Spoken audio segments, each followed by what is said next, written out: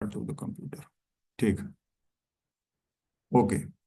इसमें बेटा maths, reasoning और इसके साथ आपसे पूछा जाएगा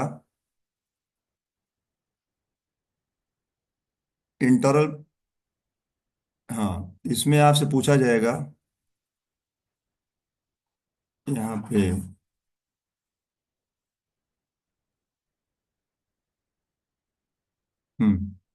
यहाँ आपसे पूछा जाएगा इंटरपर्सनल स्किल। ये क्या है?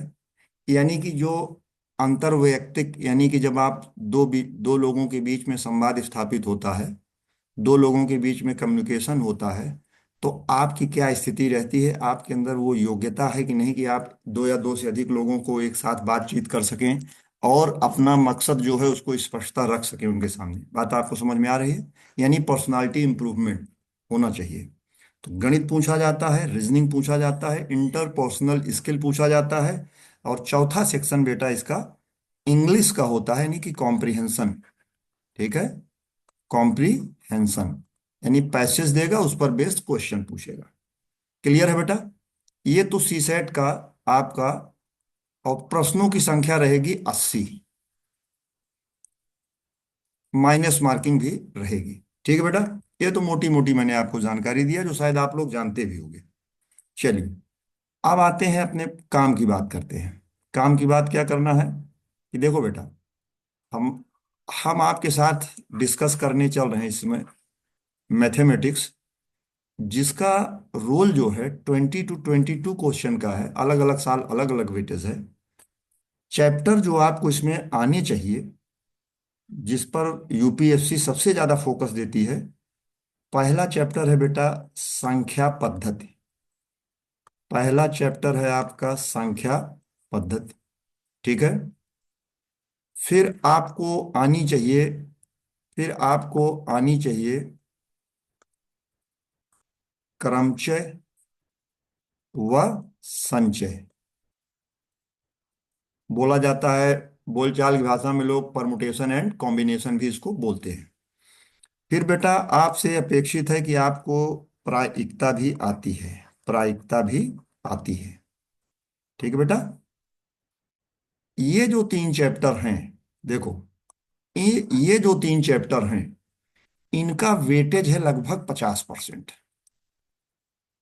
समझ गया बेटा? नंबर सिस्टम इंग्लिश मीडियम वालों के लिए, इंग्लिश मीडियम वाले इसको क्या समझेंगे? Number system. ठीक है बेटा? इसको आप कहते हो permutation and combination, permutation and combination. और जो थर्ड चैप्टर है, जाहिर सी बात है, इसका नाम आप इंग्लिश में रखे हैं प्रोबेबिलिटी। ये जो दूसरा और तीसरा चैप्टर है प्योर हायर मैथमेटिक्स का पार्ट है। लेकिन इस पे नॉर्मली अगर मैथमेटिक्स बैकग्राउंड के बच्चे रहते हैं तो हम लोग सी सेट में पहली क्लास इसी सेकंड चैप्टर से शुरू करते हैं, क्रमचय व संचय से, या संख्या पद्धति से शुरू करते हैं। और प्रायिकता तो क्रमचय संचय के बाद ही पढ़ी जा सकती है, उसके पहले पढ़ना मूर्खता है, क्योंकि वो उसमें बैकबोन या रीढ़ की हड्डी का काम करती है। ये तीन चैप्टर आधी गणित हैं। ठीक है बेटा? लेकिन इसके अलावा जो आधा काम है, उसमें आपका आ जाता है बेटा ब्याज। ठीक है? ये आपका चौथा चैप्टर है। ब्याज में साधारण चक्रवृद्धि दोनों, लेकिन साधारण पे क्वेश्चन ज्यादा आता है। फिर आपका आ जाता है प्रतिशत, यानी कि परसेंटेज। ठीक है? फिर आपका आ जाता है लाभ व हानि, या लाभ और हानि, जो भी कहिए आप। ठीक है बेटा? लाभ और हानि। फिर आपका बेटा आ जाता है यहाँ पे आ जाएगा आपका काम, काम समय। ठीक है? चाल, चाल समय, यानी कार्य व समय, चाल व समय, दूरी। ठीक है? यानी time speed distance work and time.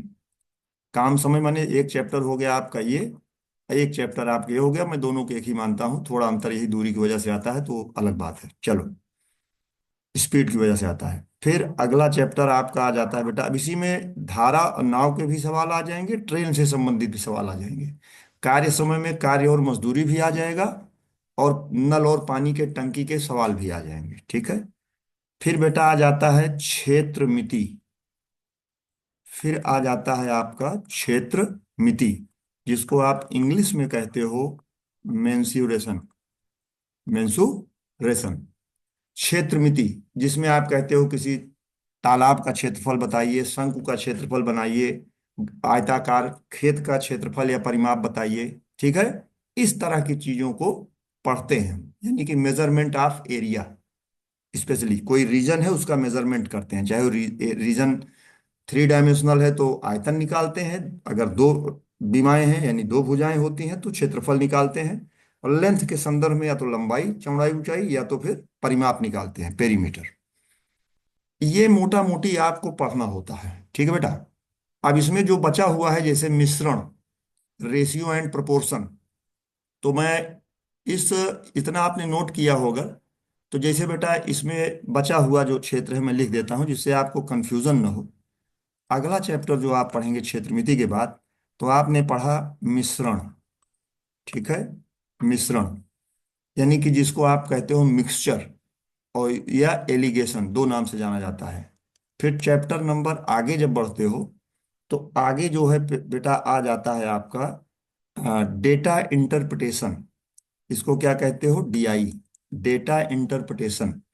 यानी कि bar graph, sigma graph, pie chart, table form, इसके रूप में आंकड़े दिए जाएंगे, और फिर आपसे सवाल पूछा जाएगा। क्योंकि अगर आप किसी जिले के कलेक्टर हैं तो आपके विभाग का जो भी खर्चा आएगा या विभाग में जो भी कार्य योजनाएं बनेंगी, तो उसका रिप्रेजेंटेशन जो आपके अधीनस्थ कर्मचारी होंगे वो कहीं ना कहीं आंकड़े को दिखाने के लिए इस चैप्टर के नॉलेज का यूज करेंगे। तो ये अपेक्षित है कि आप भी उसको पहले से जानते हैं, ठीक है भाई। ये हो गया आपका डीआई। कभी कभार सिलेबस में ये भी आ जाता है data sufficiency, DS. Data sufficiency माने बेटा जब गणित के सारे चैप्टर तुम पढ़ लेते हो तो आपका नॉलेज टेस्ट करने के लिए पूछा जाता है कि क्या इतनी जानकारी अगर दी जाए तो इस तरह का प्रश्न का उत्तर आप दे सकते हो इस जानकारी के आधार पर। वो हर चैप्टर का सवाल होगा। कार्य कार्य समय का होगा, चाल समय का होगा, ट्रेन का होगा, परसेंटेज का होगा, प्रॉफिट लॉस का होगा, एलिगेशन का होगा। समझ गए, तो इसको भी बाद में हम लोग डिस्कस करेंगे। और एक मैं भूल रहा था, दो महत्वपूर्ण चैप्टर जो कि आप लोग बहुत परिचित हो उससे, एक है बेटा एवरेज यानी कि औसत, एक का नाम है औसत, और फिर बेटा एक चैप्टर है आपका अनुपात, अनुपात व समानुपात, ठीक है। अनुपात व समानुपात, क्लियर है, रेशियो एंड प्रोपोर्शन। और फिर आ जाता है मिसलेनियस। मिसलेनियस यानी विविध, यानी जो ऊपर नहीं चर्चा में है वो भी इसमें से आएगा। अब बात आती है कि गुरुजी आपने कहा कि 50% तो यहीं से आ जाएगा पहले 3 चैप्टर से, तो यहीं से न शुरू कर दिया जाए। यहाँ से शुरू किया जा सकता है, लेकिन पहले हम लोग क्या करते हैं कि थोड़ा आपस में कॉन्फिडेंस बिल्डअप करने के लिए ऐसा चैप्टर उठाते हैं जो दैनिक जीवन से उपयोगी हो। क्योंकि ये जो ऊपर के 3 चैप्टर हैं इनका बहुत यूज दैनिक जीवन में नहीं है भी तो अदृश्य यूज है, नहीं दिखता है। गणितीय माइंड जिनका है, मैथमेटिकल माइंड है, उनको तो समझ में आ जाएगा। जिन्होंने मैथमेटिक्स इंटर तक पढ़ी है उनके लिए बढ़िया है। तो इसके पहले हम लोग बेस बनाने के लिए कुछ चैप्टर पढ़ते हैं, ठीक है बेटा। चलिए, तो अब आते हैं, काम की बात करते हैं। अब हम लोग आ जाते हैं बेटा, आज का डिस्कशन अपना जो चुना गया है मैंने, मेरे हिसाब से जो इसमें से मोस्ट सुटेबल होगा, तो मैं इसको इरेज कर दे रहा हूँ। क्लियर है, किसी को कोई दिक्कत नहीं होनी चाहिए। जो मैं स्क्रीन पे लिखूं आप लोग कृपया प्रयास करिए कि लिख लिया करिए, ठीक है बेटा, जिससे कि कोई चीज आपका मिस ना हो। चलिए, तो अब आते हैं मुद्दे पर। देखो बेटा, हमने आपसे कहा, हमने आज कौन सा चैप्टर उठाया हुआ है बेटा, हमने उठाया हुआ है आज पढ़ने के लिए साधारण ब्याज। सबको स्क्रीन पे दिख रहा है जो मैं लिख रहा हूँ कि कलर वलर में कोई दिक्कत हो तो बताइए, चेंज कर दें, ठीक है बेटा। निशा, आर्यन, सचिन, सबको ठीक है? क्लियर है? सर। ओके बेटा। देखो, साधारण ब्याज के बारे में कोई कुछ जानकारी रखता है? ब्याज के बारे में कोई जानकारी है? किसी को कुछ बताना चाहे एक आध लाइन में, कोई बोलना चाहे? कि अगर मैं पूछूं कि भाई ब्याज से क्या तात्पर्य है आपका, बैंकिंग संदर्भ में जो बैंक लगाती है। देखो बेटा, बताना चाहो तो बताओ, नहीं तो मैं शुरू करता हूँ। कोई एक लाइन बोलना चाहे? निशा। सर जिससे हाँ प्रॉफिट होता है। जी, ब्याज का मतलब जिससे लाभ होता है। ठीक है। तो लाभ किसको होगा? जिसने पैसा आपको दिया है ना। क्यों बेटा? Yes sir, yes sir. भाई आपसे मैं कहूं कि 5,000 रुपया आपने हमसे लिया है, अब आप हमको जो है 200 रुपया महीना दे दिया करिए ब्याज। तो आपको क्या लाभ हुआ? आपका तो नुकसान हो रहा है, लाभ मेरा होगा। ये चीज क्लियर हो गई बेटा? ठीक है। तो ब्याज का फायदा उसको मिलता है जिसने पैसा दिया है या जमा किया है। ठीक है। तो देखो, अब मुद्दा समझिए आप, होता क्या है। गणित में शुरुआत करने के पहले दो तीन चीजें आपको हमको पता होनी चाहिए। ठीक है। पहली चीज, कोई भी चैप्टर पढ़िए गणित में, कॉम्पिटेटिव मैथ्स में, तो इतनी चीजें आपको बेटा आनी चाहिए। पहली चीज तो आपको आना चाहिए addition, subtraction, multiplication, division. Clear है? सब हाँ या ना? सब लोग सहमत हो गए कि गणित पढ़ने में इन चार ऑपरेशंस का इन चार ऑपरेशंस का जरूरत पड़ती है। गुणा भाग जोड़ घटाव, तो इसलिए ये हमको आपको आनी चाहिए। पहली जरूरत तो ये है। मैं मान के चलता हूं कि ये लगभग सभी लोगों को आता है, किसी को ज्यादा किसी को कम, लेकिन सब ग्रेजुएशन में है, इंटर पास लोग यहाँ बैठे हैं। ये अपेक्षित है कि सबको इसमें कहीं कोई दिक्कत ज्यादा नहीं आनी चाहिए, जहां होगी मौके पर देखा जाएगा। अब बेटा, व्यवहारिक रूप से जो दूसरी जरूरत पड़ती है, व्यवहारिक रूप से, मैं आपसे नहीं कहूंगा टेबल याद करो। व्यवहारिक रूप से जो जरूरत पड़ती है, आपको प्रतिशत का व्यवहारिक ज्ञान होना चाहिए। परसेंटेज है क्या? ठीक है। आपको तीसरी चीज पता होनी चाहिए भैया, एलसीएम कैसे निकालते हो, एलसीएम और एचसीएफ, ये चीज पता होनी चाहिए। बेसिकली ये नंबर सिस्टम का पार्ट है। किसका पार्ट है? नंबर सिस्टम का। संख्या पद्धति चैप्टर में इन सब चीजों को पढ़ा जाता है, एलसीएम एचसीएफ। ठीक है बेटा। चौथी चीज जो आपको पता होनी चाहिए, वो पता होनी चाहिए आपको एक नियम।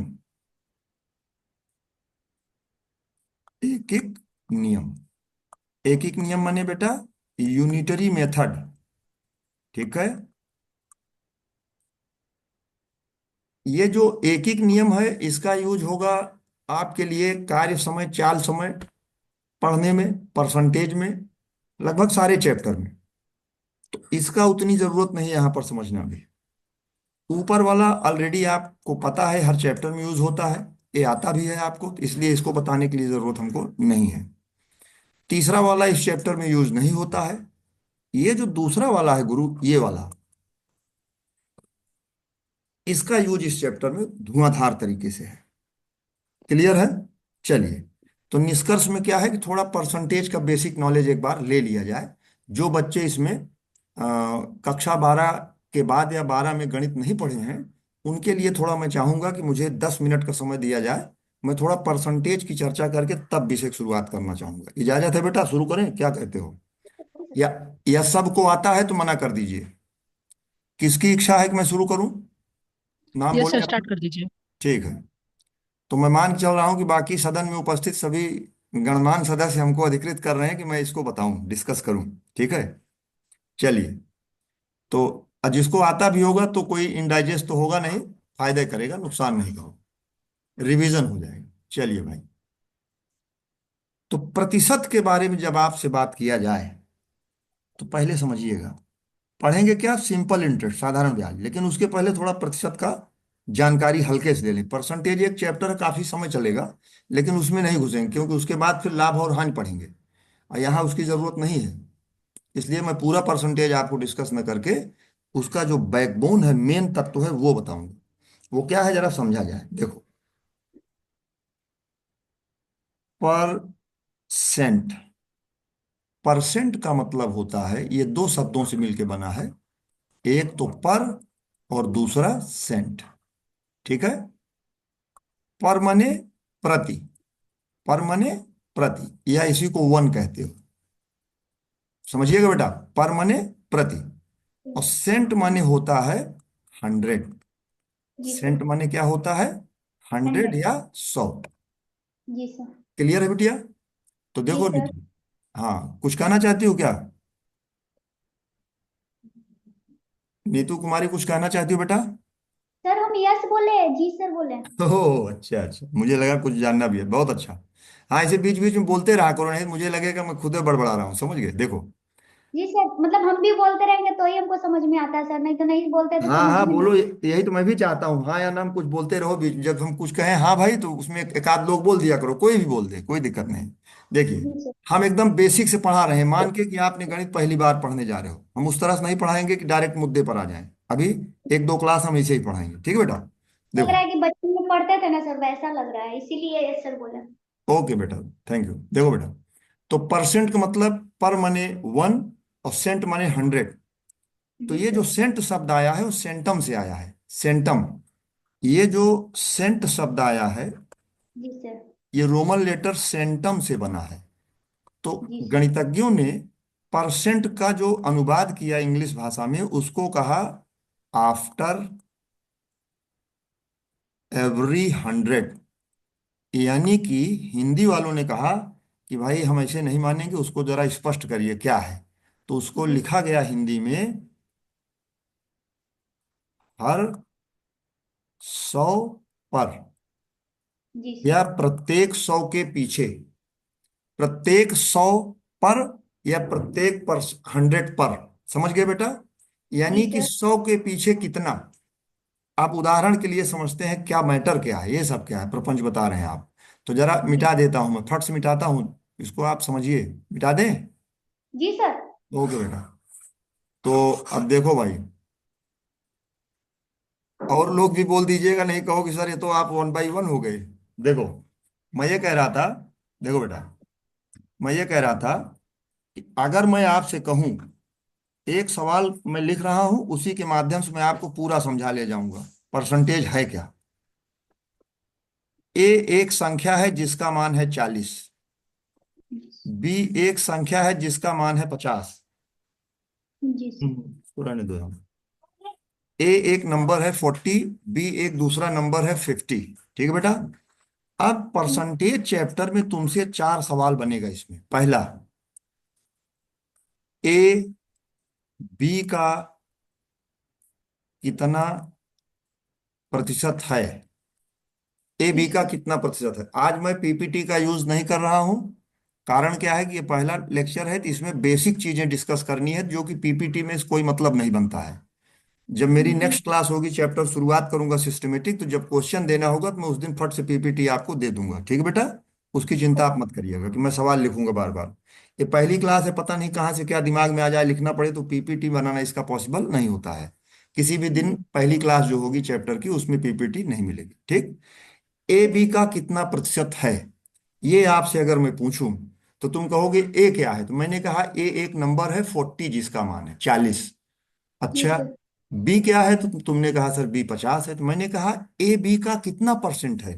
यानी इंग्लिश वाले के लिए मैंने सवाल पूछा, A is what percent of B, A is what percent of B, A B का कितना प्रतिशत है, ये सवाल है। अब देखो बेटा, समझो बात। जब ये चीज तय हो गया कि परसेंटेज का साइन ये होता है, जो मैंने तिरछी लाइन पे दो बिंदी रख दिया है, एक डंडी तिरछी लगाया और दो बिंदी लगा दिया, इसका मतलब प्रतिशत का ये चिन्ह है। ये क्या है भैया? तो लोगों ने कहा सर ये प्रतिशत का चिन्ह है, प्रतिशत का चिन्ह है, ठीक है। चलो, अगर मैं मान लो कहीं लिखता हूं 30%, तो 30% का मतलब होता है 30/100। यानी अगर आपने इस डंडी को हटाया, जी सर। अगर आपने भाई साहब इस डंडी को हटाया, ये वाली, तो दी गई संख्या में 100 से भाग करना पड़ेगा। क्लियर? जी सर। 100 से भाग करना पड़ेगा। और अगर कहीं कोई संख्या 30/100 लिखी है, तुम चाहो तो 100 हटा के सीधे कह दो 30%। यानी जी इसको हटाओ तो इसको लगाओ, और इसको हटाओ तो फिर इसको लगाओ। समझ गए बेटा? ये तो पहला जी सर। ज्ञान है इस चैप्टर का। अब मुद्दे की बात करते हैं, देखो। अब मुद्दे की बात करते हैं। हाँ, चलिए। अब मेरा सवाल ये था कि ए बी का कितना प्रतिशत है। तो प्रतिशत का मतलब 100 के पीछे कितना। जी सर। तो जरा आप यहां देखिए, यहां क्या चक्कर चल रहा है। यहां कह रहा है कि दो संख्या है, एक है बेटा 50 और जी दूसरी सर। है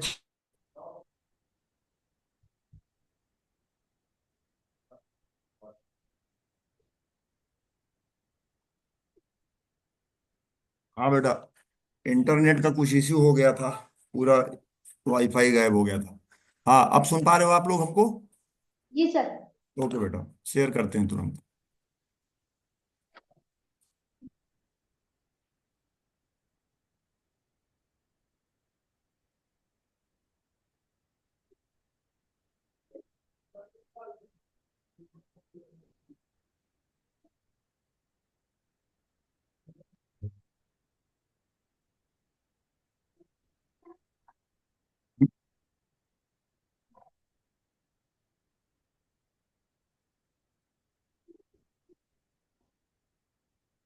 ले जाओ।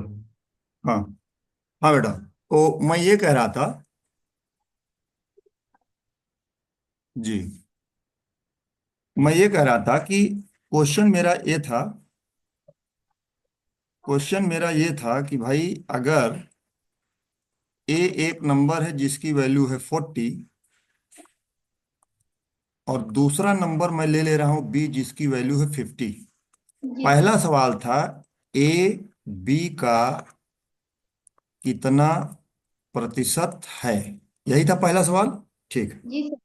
मैं ये कह रहा हूं कि परसेंटेज जो है गणित का एक मेथड है जो तुलना करने के लिए बनाया गया है। क्या करने के लिए बनाया गया है? कंपैरिजन करने के लिए, जी तुलना सर। करने के लिए। कि अगर किसी चीज का मान इतने में इतना है तो 100 पे कितना होगा, उसी को परसेंट कहते हैं। ठीक है। यानी जी कि सर। आपने कहा, देखो लॉजिक कैसे लगाओगी। जब बी का मान 50 है तो ए का मान है 40। हाँ या ना? जी क्यों बेटा? सर। जी अ- सर। अगर मैं तुमसे कहूं कि ए का मान है 40 और बी का मान है 50, जी सर। तो आप बताइए ए बी का कितना प्रतिशत है। तो लॉजिक तर्क कैसे दोगी? तुम कहोगी कि जी सर। 50 जब बी था तो ए का मान बना 40। तो तुम जी एक सर। एक नियम में जाओगी, कहोगी जब बी का मान 1 हो जाएगा तो ए का मान फिर 40 तो रहेगा नहीं, कम हो जाएगा। भाई ये जी 50 थे तब वो 40 हुआ, और अगर जी ये सर। 1 हो जाएंगे तो उसका मान कम हो जाएगा।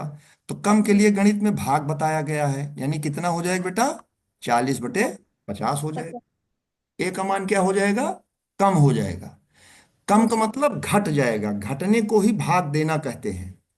जी सर। घटाने को लगातार घटा दिया जाए समान संख्या किसी में से तो उसी को डिवीजन कहते हैं गणित में। तो जी मैंने सर। कहा जब बी 50 था तो ए था 40। जी सर। अगर बी 1 होता तो ए होता 40/50। तुमने जी हमसे पूछा है कितना परसेंट है ए बी का, इसका मतलब तुम 100 के पैमाने पर कह रहे हो, जज करो। परसेंट जी का सर। मतलब ये होता है कि किसी भी चीज का मूल्यांकन 100 के नंबरिंग पे किया जाए, कि 100 नंबर पूर्णांक है तो तुम्हारा क्या प्राप्तांक बना। तो जब बी का मान, तीसरे लाइन में आएगा कि जब बी का मान 100 होगा, यानी परसेंट में निकालना है, तो ए का मान क्या होगा। तो अगर बी 1 होता तो ए होता 40/50। अगर बी 100 होता तो ए कितना होता? 40/50 × 100। अब एक जीरो यहां से काट दिया, इस 5 का पहाड़ा इसमें पढ़ दिए, 5 दूना 10, एक जीरो। उत्तर आ गया 80%। बात समझिएगा। ये जी सर। डिटेल मेथड है, करना इसे नहीं है। मैं पहले एक बार डिटेल बता रहा हूं कि मैथमेटिकल बैकग्राउंड क्या है, समझ लीजिए। अभी करने के लिए इसे मौखिक कर लोगे, पहले इसको एक बार बताइए कि इसमें कोई चीज ऐसी है जो नई हो या ना समझ में आई हो? फिर सुन लीजिए। मैंने कहा दो संख्या थी, एक का नाम है 40, एक का नाम है 50। मैं पूछ रहा हूं ए जो है 50 का कितना परसेंट है, यानी 40 इज व्हाट परसेंट ऑफ 50। तो मैंने कहा कि परसेंट में निकालना है, पर मने एक, सेंट मने 100। हर 100 पे मान पूछ रहा है, यानी 100 के पीछे मान पूछ रहा है, क्या होगा ए का बी की तुलना में। तो इसका मतलब लॉजिक ये लगाना पड़ेगा कि बी जब ओरिजिनली 50 था तो ए का ओरिजिनल मान था 40। तो मैं एक एक नियम पे जाऊंगा कि अगर बी ओरिजिनली होता एक, तो ए कितना होता। तो बुद्धि कहती यार जब वो 50 था तब ये 40 था। अगर ये एक होता तो 40 से कम होता। कम माने 40/50 होता। अब मैं कह रहा हूं कि अगर ये 100 होता, परसेंट माने 100 होता तो क्या होता। परसेंट जब भी पूछूं तो इसका मतलब मैं पूछ रहा हूं कि फला चीज अगर 100 होती तो फला चीज क्या होता, दूसरी वाली चीज क्या होता। तो जब बी 100 होता तो ए 40/50 गुणे 100, यानी कि 80% होता।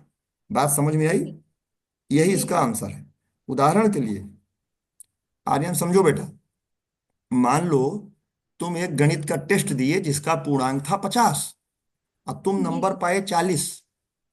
तो तुमसे अगर मैं कहूं कितना परसेंट पाए, तुमसे अगर मैं कहूं कितना प्रतिशत नंबर पाए, तो तुम तर्क से ऐसे निकालोगे 80%। और इसका दूसरा तरीका क्या है, अब उसको मैं बताने जा रहा हूं। पहले ये बताइए कि इसमें किसी को कोई डाउट है जो मैंने लिखा है यहाँ पर? नहीं सर, हमें तो नहीं है, बट और लोग को होगा। आर्यन बेटा, निशा बेटा बताओ, और लोग बताएं। नो सर, क्लियर है। Clear sir. संकोच मत करना बेटा, अभी खाली तुम मेरे को 10 मिनट सुनो, फिर देखना अभी कितना मजा आने वाला है। मैं तुमको ओके वो सर। चीज पहले बता दे रहा हूँ जो आगे चल के समस्या पैदा करती है, और अभ्यास की कमी की वजह से फिर पढ़ने का मन नहीं करता कि यार ये क्या है, कैसे है। अब इन्हीं सब मेथड का यूज होना है। अब टीचिंग दो तरीके की होती है बेटा।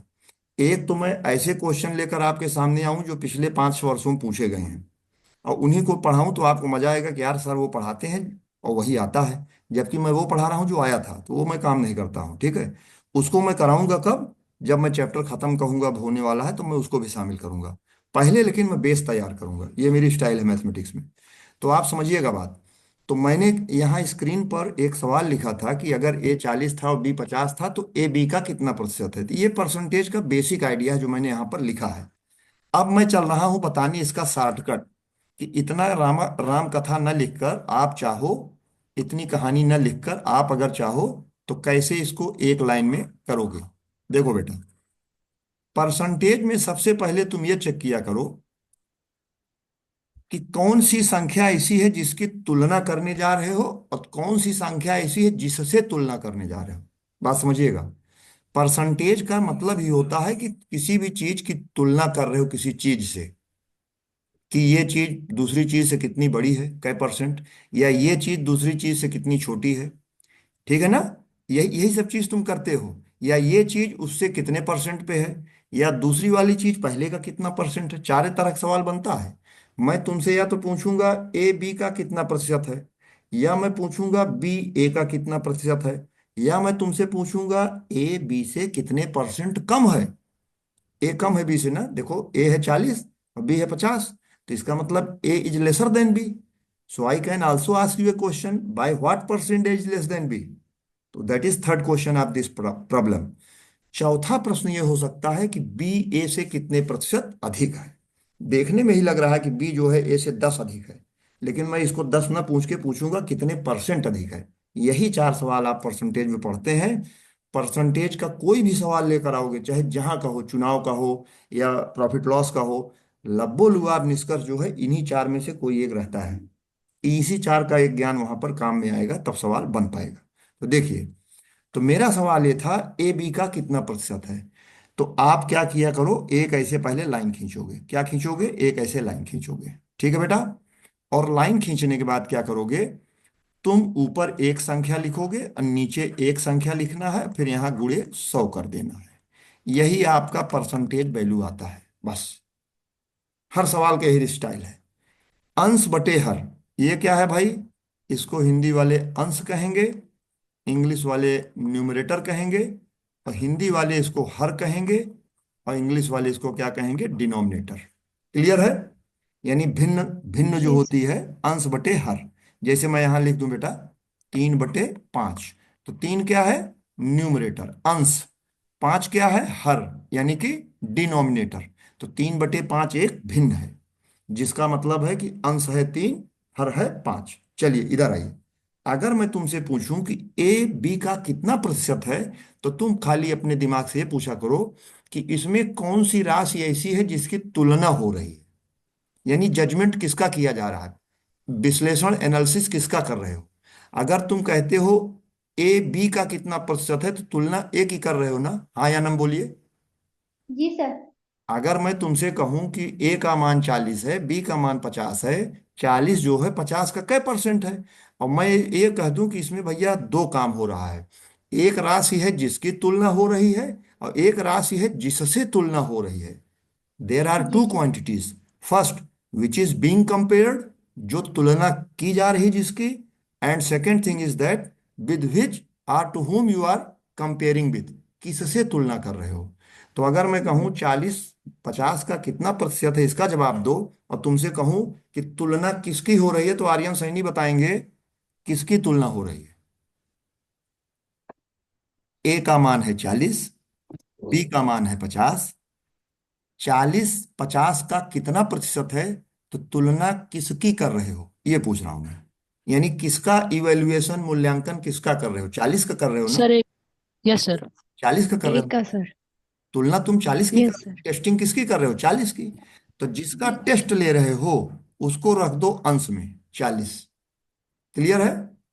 जी सर। और बेटा, जिससे तुलना कर रहे हो उस धनराशि को नीचे रखो बेस पे, क्योंकि वो जांच कर रही है कि मेरे सामने तुम कहाँ टिकते हो। तो बेस है 50, तुलना कर रहे हो 50 से, और किसकी तुलना कर रहे हो? 40 की। क्लियर है? तो 40 जी बटे सर। 50 लिख दो, और फिर गुणे कर दो 100। अब इसी को हल कर दो, तो ये जीरो इस जीरो को उड़ा देगा। 5 का टेबल यहां पढ़ोगे, 5 दूना 10, एक जीरो बचा, लगा दो। आंसर आ जाएगा 80%। समझ में आई जी बात? जी ठीक सर। है। तो पहले तुम लिखते हो तुलना वाली राशि, अंश में क्या लिखते हो? तुलना वाली राशि। हर में क्या लिखते हो? जिससे मैं कर रही हूँ। तुलना की गई है ना बेटा, जी सर। यस जिससे सर। तुलना की गई है। अब गुणे कर देना है 100। यही तुम्हारा परसेंटेज है, बस यही निष्कर्ष है बेटा। इसको चाहे 100, 200, 300 सवाल लगा के समझो, और चाहे पहले ही दिन बता दे रहा हूँ खोपड़ी में बैठा लो, टेस्टिंग लेते रहना, कोई सवाल पकड़ के लाओ, इसके अलावा कुछ होगा तो बताना हमको। अब मैं इस सवाल का दूसरा पक्ष ले रहा हूं, यहां तक किसी को कोई डाउट तो नहीं बेटा? नहीं सर। अब मान लो नो सर। सीसेट का टेस्ट मैं लूं गणित पढ़ाने के बाद, गणित का खाली 50 नंबर का टेस्ट लूं, और मान लो हरियाणा शक्ति का नंबर है 40, जी हरियाणा सर। शक्ति का नंबर है 40, तो मैं कहूं कै परसेंट नंबर हुआ, तो तुम कहोगे गुरुजी तुलना हो रही थी 50 से, और हो रही है इसके नंबर 40 का, तो गुणे 100। ऐसे तो निकालोगे। तुलना है राशि क्या, जो तुम्हारा नंबर यस है सर। प्राप्तांक, और नीचे है बटे पूर्णांक, गुणे 100। यही है परसेंटेज का मान। किसी इम्तहान में जो नंबर पाते हो तुम, उसको ऊपर रखते हो, और नीचे रखते हो जिससे जांच की गई थी, पूर्णांक, यानी वह राशि जिससे तुलना की गई थी, और फिर गुणे 100 लगाते हो, परसेंटेज वैल्यू बता देते हो। ऐसे ही तो करते हो ना? चलो। जी सर। हाँ, यस ऐसे ही करते हो। अब देखिए बेटा, ये तो हो गया परसेंटेज का एक पक्ष। मान लीजिए, ये तो मैंने पूछ लिया था कि ए बी का कितना प्रतिशत है। मान लो मैं तुमसे कहता, मान लीजिए मैं तुमसे कहता, सेकंड पार्ट देख लिया जाए। ए है 40, ठीक बेटा, बी है जी 50। मैं पूछता बी ए का कितना प्रतिशत है, यानी इंग्लिश माध्यम वाले, B is what percent of A, B is what percent of A. समझ गए? अब पहला मेथड जी छोड़ दो, डायरेक्ट करने वाला मेथड से हमको लगा के बताइए इसको कैसे करोगे। बस दो चीज पकड़ो, किसकी तुलना कर रहे हो और किससे कर रहे हो। ये जरूरी नहीं जिसकी तुलना कर रहे हो बड़ी हो या छोटी हो, कुछ भी संभव है गणित में। जिसकी तुलना कर रहे हो, जिसकी जांच कर रहे हो, उसको रख दो ऊपर अंश में, और नीचे लगा दो वो संख्या जिससे तुलना कर रहे हो, और फिर गुणे 100 कर दो, वही आंसर। यही सीखा है अब जी तक आपने। अब लगाने का प्रयास करो बेटा, इसका उत्तर खोजो।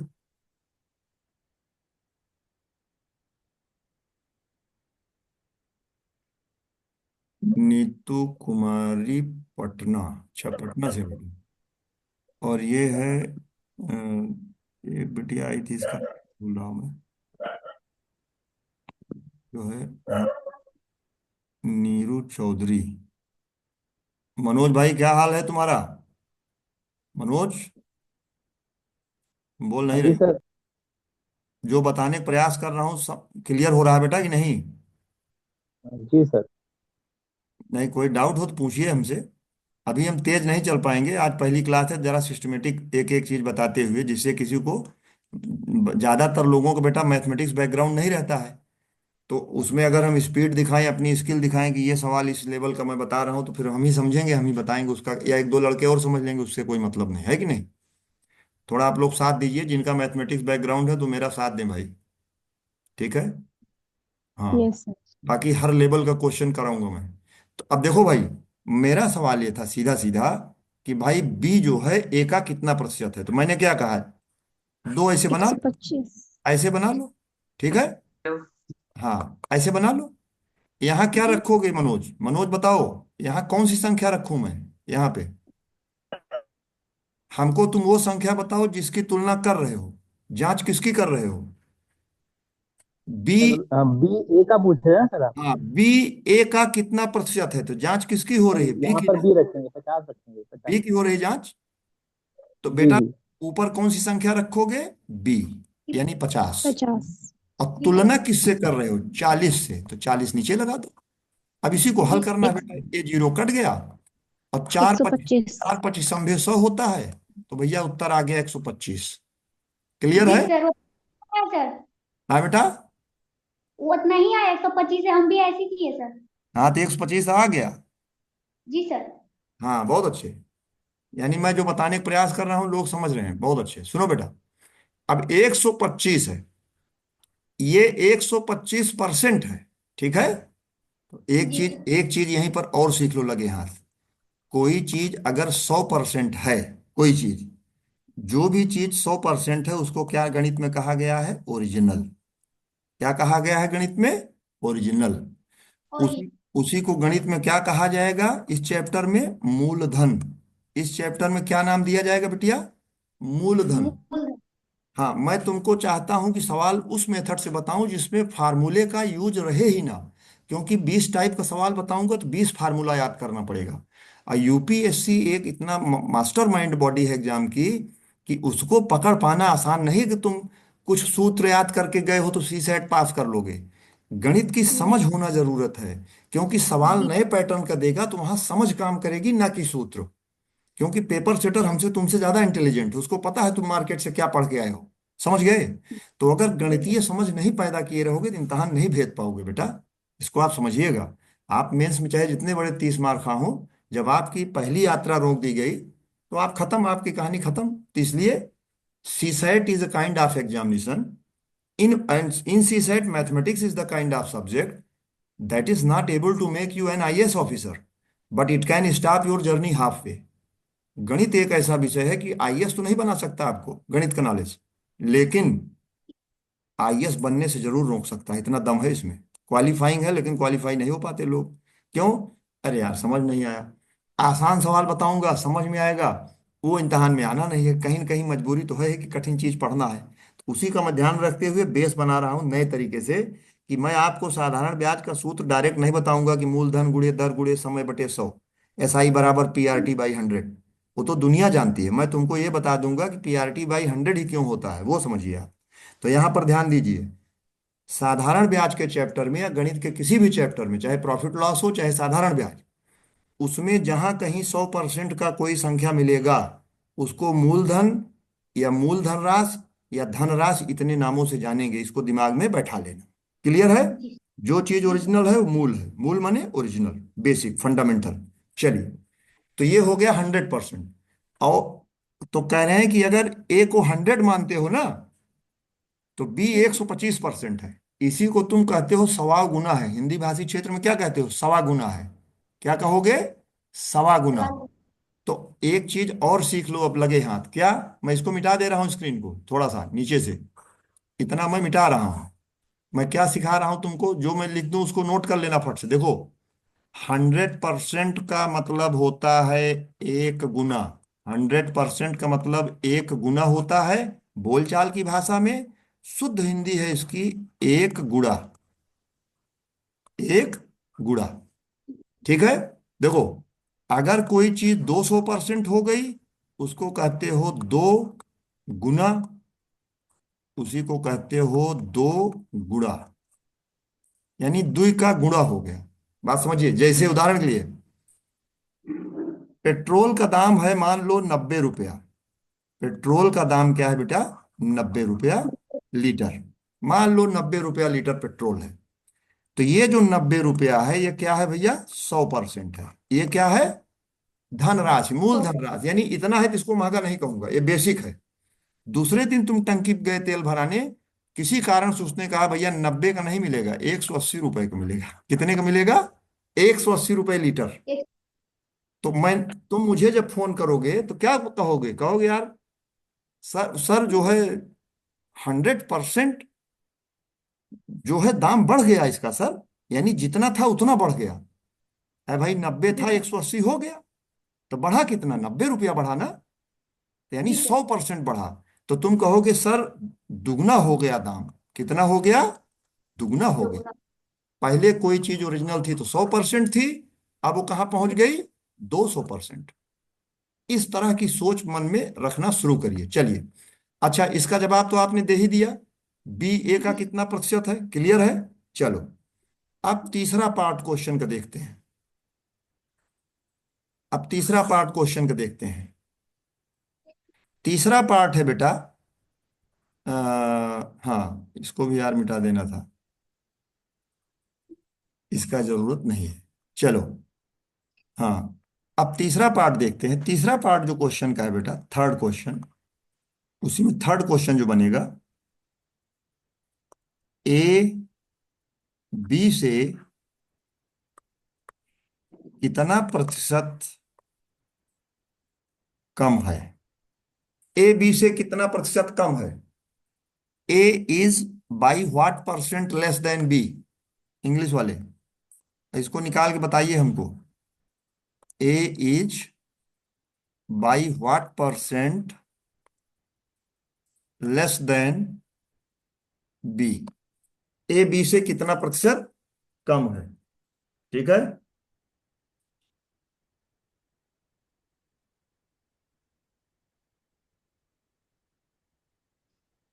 मैंने क्या बताया, सुनो बेटा, कैसे लगाओगे।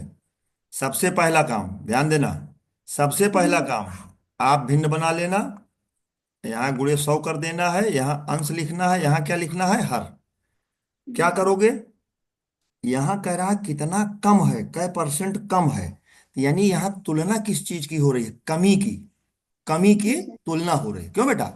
तो ए जी बी सर। से कितना प्रतिशत कम है, तो पता ये करो पहले कि ए बी से कितना कम है। तो तुमने कहा यार कमी की तुलना कर रहा है, तो 10 कम है, 10 लिखो। 10 जी कम है सर। उसको लिखो, क्योंकि यहाँ तुलना किस राशि की हो रही है, कमी वाली राशि की। तो जो जी कमी सर। वाली राशि जिसकी तुलना हो रही है उसको ऊपर लिखो। तो 40, 20, 50 से 10 कम है तो 10 ऊपर लिख दो। अब तुलना हो किससे रही है, बी से, यानी कि जी सर। 50 से, ठीक है। अब इसको हल कर दो भाई, इसको हल कर दो। उत्तर क्या आ गया बेटा, 20%। 20% सर। 20%। अब बुद्धि लगाओ, 20% है, ए बी जी से सर। 20% कम है। बी अपने आप में 100% है, जो क्वांटिटी ओरिजिनल हो 100% है। बी अपने आप में 100% है, तो जी सौ सर। परसेंट का मान 50 है। तो 10% का मान क्या होगा, 10% मैंने 100% का 1/10। जी सौ परसेंट और 10% में क्या संबंध है, 1/10 का।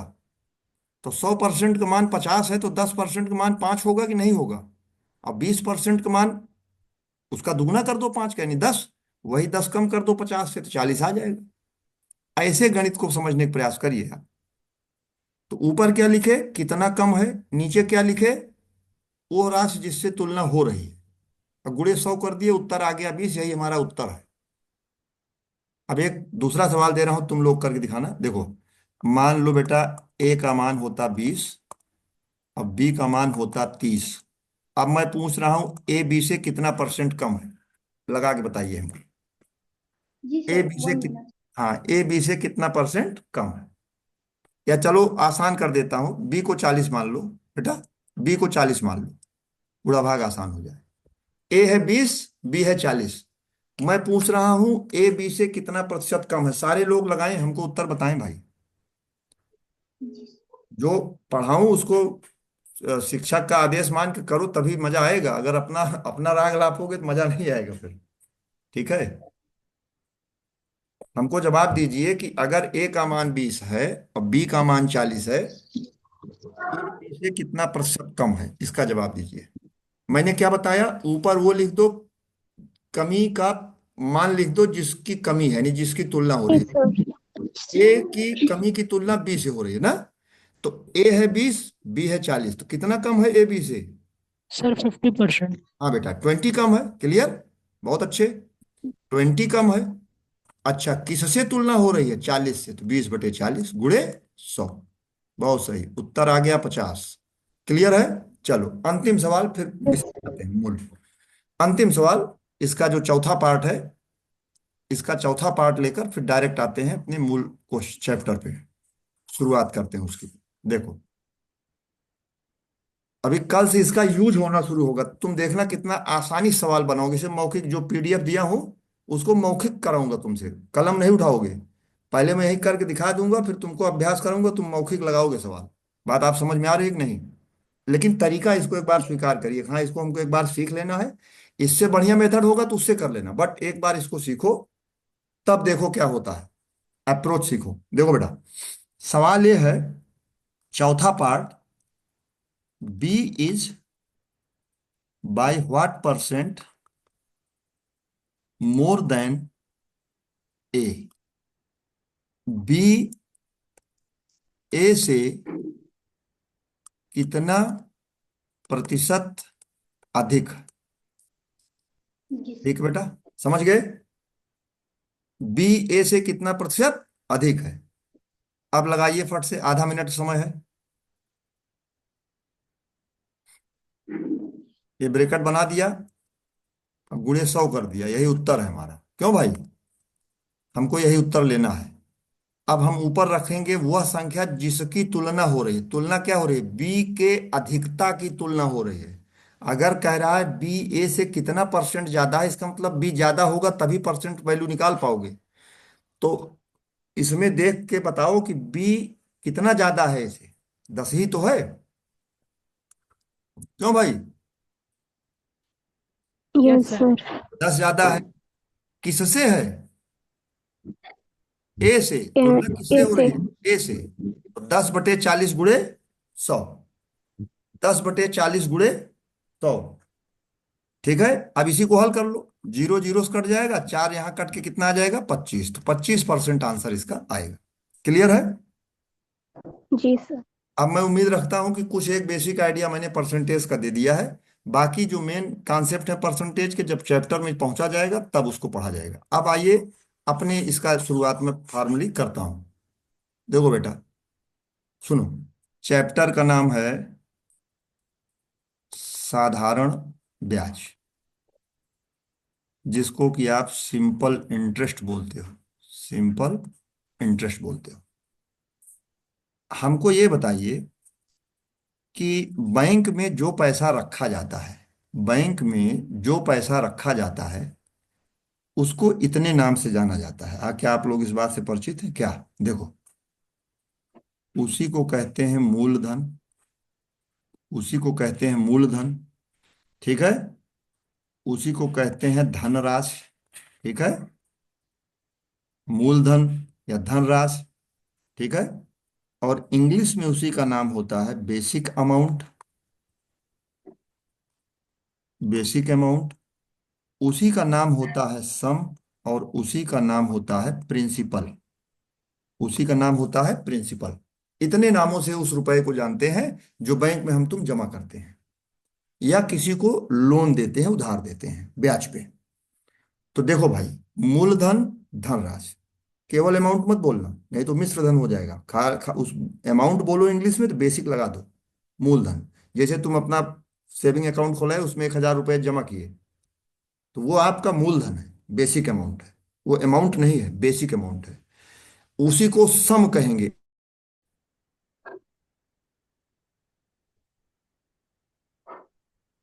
आज जो है, ये ये बार बार रिकॉर्डिंग प्रोग्रेस करा रहा है। चलिए। हाँ। अ- ठीक है। अब मैं अगर स्क्रीन पे लिख रहा हूं तो आप देख पा रहे हो बेटा? Sir 1 minute sir, basic amount sum फिर आप क्या लिखे हैं सर वो?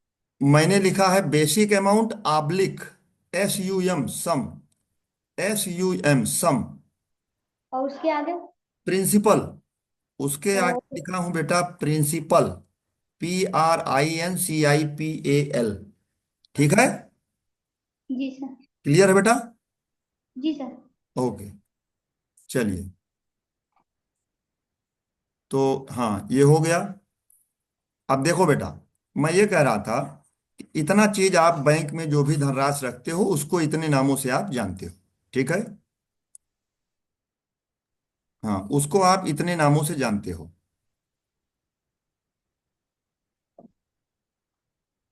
मान लीजिए बैंक में जो आपने धन रखा वो क्या था बेटा? P rupees. कितना रखा बैंक में? P रुपीज आपने जमा किया। बैंक में आपने जो धनराशि जमा किया उसका नाम क्या है? प्रिंसिपल, यानी P रुपीज। ठीक है? तुम किसी बैंक में जो बेसिक अमाउंट जमा किए, सम जमा किए, उसका वैल्यू क्या है? P rupees. वो 1,000 रुपए भी हो सकता है, 100 रुपए भी, करोड़, अरब, कुछ भी हो सकता है। ठीक है भाई? चलिए, इतना आपने समझ लिया। अब चूंकि बैंक में तुम पैसा रखे हो लाभ कमाने के लिए, तो बैंक क्या करती है बेटा कि बैंक जो है आपसे अपने सहमत के द्वारा ये तय करती है कि कितना परसेंट का इंटरेस्ट आपको मैं दूंगा। तो बैंक एक शब्द यूज करती है जिसका नाम होता है ब्याज की दर। ब्याज की दर, यानी कि रेट परसेंट अंग्रेजी में कहते हैं। तो बैंक ने कहा तुमको मैं R% ब्याज दूंगा। बैंक ने क्या कहा? तुमको कितना ब्याज दूंगा? R%। अच्छा, कब दूंगा? उसने ब्रैकेट में कह दिया पर ईयर या पर एनम, जो भी कहो, हर साल R% ब्याज दूंगा। क्लियर है? अब जी चूंकि सर। बैंक में तुमने पैसा जमा किया है तो जाहिर सी बात है कुछ समय भी रहा होगा। कितने समय के लिए जमा किए हो? तो बैंक में जो पैसा जमा होता है कुछ समय के लिए जमा करते हो। तो मान लो तुमने पैसा जमा किया था T ईयर्स के लिए, यानी T वर्ष के लिए आपने जमा किया था। ठीक है? तीन चीज स्क्रीन पे लिखा हूं। पहली चीज, बेसिक अमाउंट जो जमा किए हो P रुपीज है। ब्याज की जो दर तुमको मिलनी है R% पर ईयर मिलना है। समय जो है T ईयर्स है। जैसे तुम 1,000 रुपए 3 साल के लिए जमा कर दो 10% ब्याज पर, इस तरह से समझो। ठीक है? तो ध्यान दीजिएगा, बैंक चूंकि हमारे तुम्हारे पैसे का को बक्से में तो रखती नहीं है, उसको कई जगह योजनाओं में निवेश करती है, उस पर लाभ अर्जित करती है। तो बैंक चूंकि हमारे तुम्हारे पैसे से खुद पैसा कमाती है, तो बैंक कहती है कि कुछ मैं तुमको पैसा दूंगा हर साल। तुम्हारे जमा हुए कुल पैसे का एक छोटा हिस्सा मैं हर साल तुमको वापस लौटाऊंगा। और मूलधन वैसे बचा रहेगा, जब आओगे तो उसको निकाल सकते हो पूरा। लेकिन हर साल तुमको मैं इतना रुपया दूंगा। तो कितना रुपया दूंगा इसका निर्णय कौन सी लाइन करती है बेटा बैंक में? ब्याज की दर। ब्याज की दर तय करती है, ये लाइन तय करती है कि बैंक तुमको कितना रुपया ब्याज देगी। क्लियर है? जब तुम रुपया उसके यहाँ जमा करोगे। तो चूंकि अब मैंने तुमसे कहा कि साधारण ब्याज क्या होगा, साधारण ब्याज निकालिए। तीन चीज बताया क्या? बैंक में तुमने रुपया जमा किया है P, ब्याज की दर है R%, समय है T ईयर्स। तो बताओ साधारण ब्याज क्या होगा? चूंकि साधारण ब्याज की मात्रा तय करता है रेट परसेंट, यानी कि ब्याज की दर, तो इसलिए इसी पर हम फोकस करते हैं। ये क्या है बेटा? ये कह रहा है, इसको जरा डिकोड करो। ये कह रहा है R% per year. R% per year, यानी कि परसेंट मने हर 100 पर, परसेंट जी मने सर। हर हर 100 पे। हर 100 पर, यानी जितने 100 रुपए उतने पर कितना, इसने कहा आर रुपए। आर परसेंट पर एनम का मतलब क्या है कि हर 100 पर आर रुपए, यही इसका बेटा मतलब है। ब्याज की दर जो बैंक से तुमने करी है तय, उसका हिंदी में जो मतलब है आर परसेंट, यानी आर परसेंट, आर हर 100 पे, कब, पर ईयर, हर साल, यही इसका मतलब है। यही साधारण ब्याज की मात्रा बताता है। क्लियर है? तो जब जी इतनी सर। चीज तय हो गई तो तुम फिर क्या करते हो, एक एक नियम लगाते हो। कैसे लगाओगे, देखो, तुमने जमा कितना किया था, पी, कितने साल के लिए, टी साल के लिए। अब कोई भाई 1 साल के लिए करेगा, कोई 3 साल के लिए। तो एक एक नियम में ऐसे जाओगे। देखो, तुम कहोगे चूंकि 100 रुपए, 100 रुपए पर साधारण ब्याज जो हमको मिलता है, आर रुपए मिलता है, कब, 1 साल पर, 1 साल पर। आर परसेंट पर एनम माने हर 100 पर आर रुपए, 1 साल पर। अगर मैं 1 रुपया जमा करता, 1 रुपया अगर मैं जमा करता तो मेरे को साधारण ब्याज कम मिलता, यानी आर बटे 100 रुपये मिलता। ठीक है? कब, 1 साल पर। लेकिन मैंने तो जमा किया है मूलधन, जिसको पी रुपए कहते हो, प्रिंसिपल कहते हो। तब मुझे एसआई क्या मिलेगा, तो तुम कहोगे भैया पी इंटू आर बाई 100 मिलेगा, है ना? पी जी इंटू सर। आर बाई 100 मिलेगा। 100। कब मिलेगा भाई, 1 साल पर, 1 साल पर। ठीक है? पी इंटू आर बाई 100 मिलेगा 1 साल पर। अच्छा, लेकिन तुमने जमा कितने दिन के लिए किया है, टी साल के लिए। तुमने जमा कितने दिन के लिए किया है, टी वर्ष के लिए। तो 1 साल का ब्याज, 1 साल का ब्याज अगर पी आर बाई 100 है, तो टी साल का क्या होगा, गुणे टी होगा। यही तुम्हारा साधारण ब्याज का सूत्र बन जाता है। एसआई बराबर P into R into T बटे 100। क्लियर है? एसआई बराबर जी sir. P into R into T बटे 100 कहाँ से आया, फिर से ध्यान समझिएगा। चूंकि ब्याज की मात्रा तय करता है रेट ऑफ इंटरेस्ट, यानी कि ये, इसने कहा आर परसेंट पर ईयर। इसका मतलब होता है आर्यन कि after every 100 rupees bank is going to pay you rupees R in 1 year. तो had you deposited rupee 1, you would have got less than r, that is r by 100 in 1 year. But you have deposited rupees p, therefore you would get p into r by 100 per year. But you have deposited the money for t years. तो कितना रुपया पाओगे, इसका T times पाओगे। 2 साल का होगा तो 2 गुणे पी आर बटे 100, 3 साल का होगा तो 3 गुणे पी आर बटे 100, टी ईयर्स होगा तो P R by 100 into T होगा। यही आपका साधारण ब्याज का सूत्र है। एसआई बराबर पी आर टी बाई 100। ठीक है बेटा? अब मैं इस पर एक छोटा सा सवाल लेकर इसको और स्पष्ट करता हूं। मैं क्लियर कर दूं, स्क्रीन मिटा दूं? जी सर। बाकी लोग भाई, मनोज वगैरह कुछ बोलो भाई, समझ नहीं आ रहा है हमको। Yes sir. अभी सवाल कराएंगे बेटा तो स्पष्ट हो जाएगा, आप परेशान हो होइएगा। देखिए, मैं क्या कह रहा था, मैंने आपको एक आइडिया दिया कि कैसे सवाल को लगाना है। देखो, अब सवाल जैसे आपसे मैंने मैंने इसका इसका इसको यूज कहाँ से करोगे, सवाल का यूज कैसे करोगे?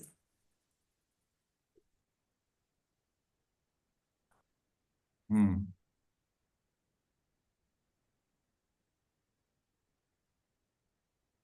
चलिए, सवाल का यूज कैसे करोगे। मैं अगर तुमसे कह दूं बेटा, पी का मान है 5,000 रुपया, पहला क्वेश्चन स्क्रीन पे, अब कॉन्सेप्ट डेवलप के लिए, ब्याज की दर है 10%। ठीक है? समय है 3 साल, समय है 3 साल। मैं पूछ रहा हूं साधारण ब्याज क्या होगा, सब लोग निकालिए। सूत्र क्या बताया हूं बेटा, सूत्र मैंने अब तक आपको बताया है, साधारण ब्याज बराबर P into R into T upon 100। जहां पी का मतलब है मूलधन यानी 5,000 रुपया, आर का मतलब है ब्याज की प्रतिशत दर, यानी कि 10, 10 खाली लिखना है, परसेंट ना लिखना, 10 लिखना खाली। और टी माने 3 साल बटे 100, यही करके उत्तर हमको बताइए कितना आएगा। सूत्र से अगर लगाना होगा, मान लो आप ट्रिक व्रिक नहीं जानते हो, तो सूत्र से पहले पकड़ो आप, कितना आएगा।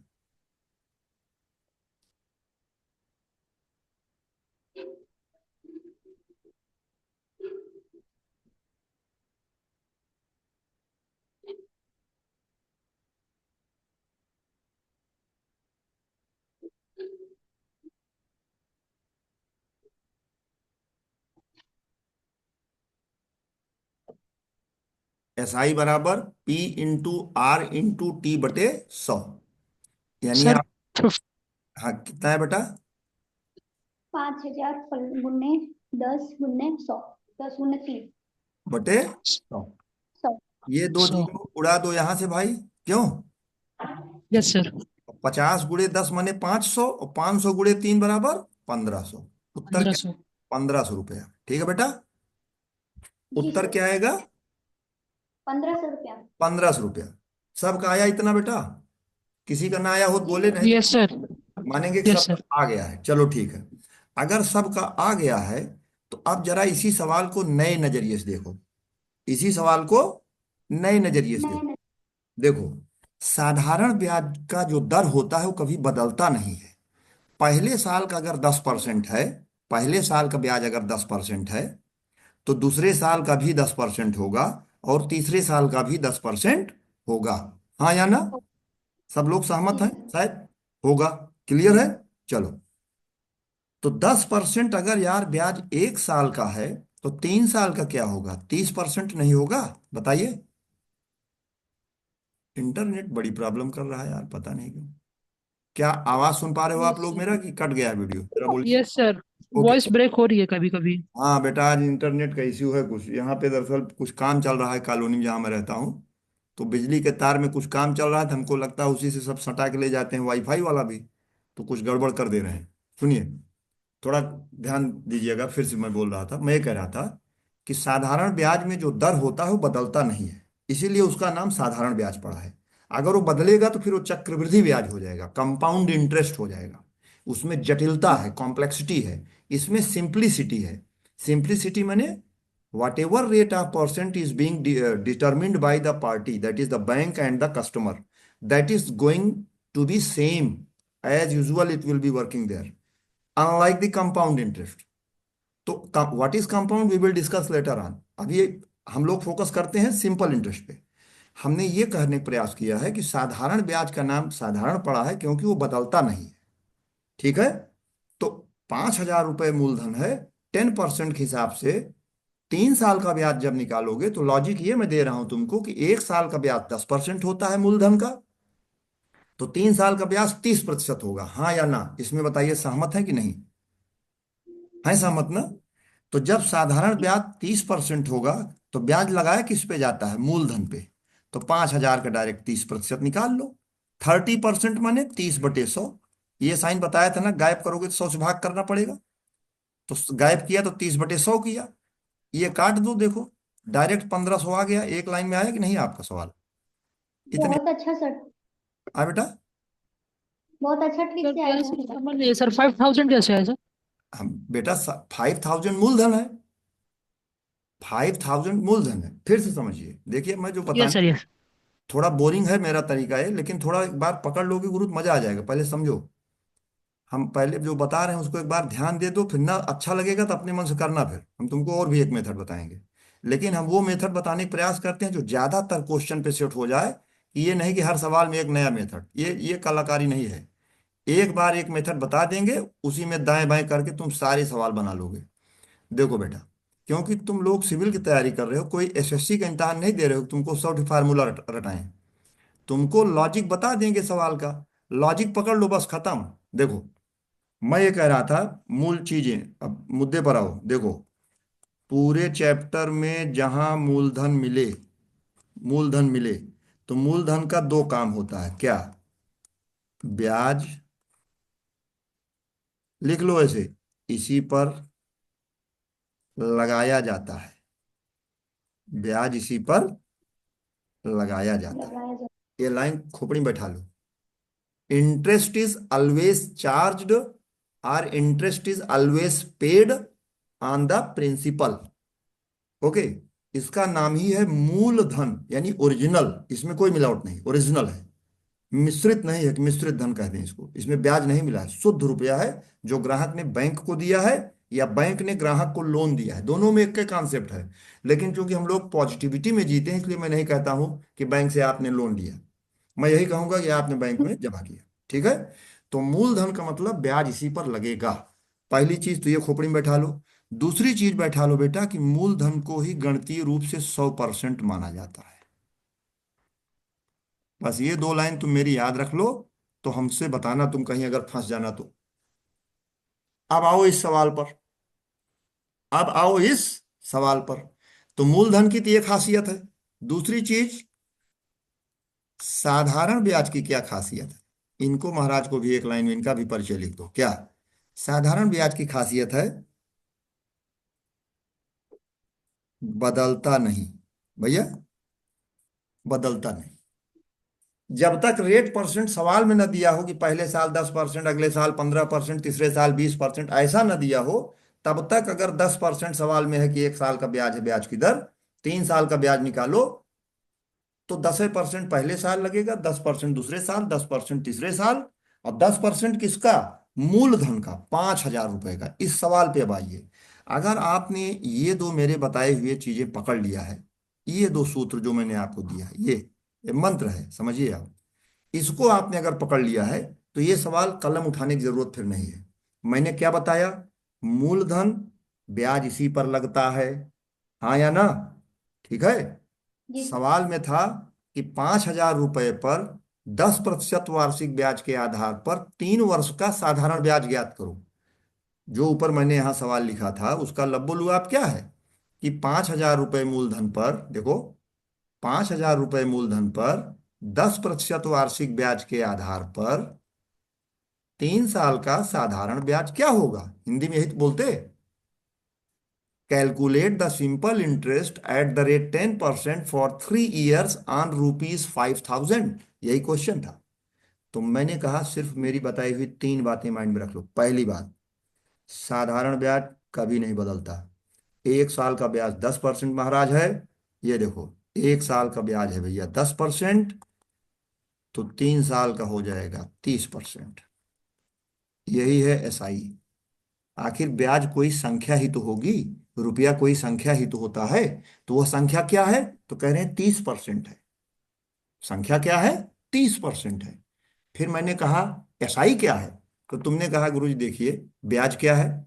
तो भैया देखो, ये गुरुजी ने बताया है कि ब्याज जो है इसी पर लगाया जाता है। किस पर? मूलधन पर। यानी ब्याज किस पे लगेगा भैया? 5,000 पर।